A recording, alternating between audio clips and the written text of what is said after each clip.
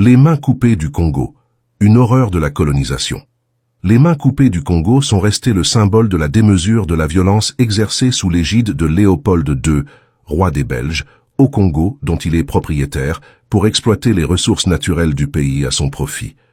Une femme, Alice Seeley Harris, missionnaire protestante britannique, vit au Congo depuis 1898. Un dimanche, son boy lui présente un homme, Nsala, qui lui montre, emballé dans une feuille de bananier, la main et le pied de sa petite fille. Elle a eu le réflexe de prendre une photo, première d'une série qui va faire le tour du monde.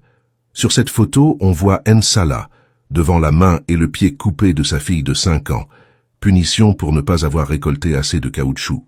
En 1885, Léopold II, roi des Belges, obsédé par l'idée de posséder une colonie, se voit attribuer le Congo comme propriété personnelle et se prévaut d'une pseudo-mission civilisatrice et humanitaire.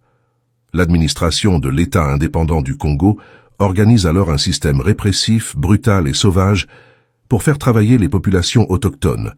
Massacres de masse, tortures et châtiments corporels, asservissements, villages rasés, rien ne fut épargné aux indigènes qui cherchaient à se soustraire au travail forcé, ne récoltaient pas assez de caoutchouc ou ne rapportaient pas suffisamment de pointes d'ivoire. La punition la plus répandue était la section de la main.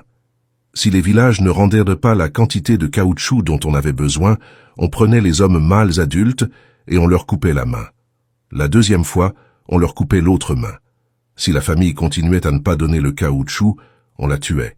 Peu avant sa mort, Léopold II a brûlé toutes les archives belges qui pouvaient le compromettre. Certains documents sont restés secret défense jusque dans les années 1980.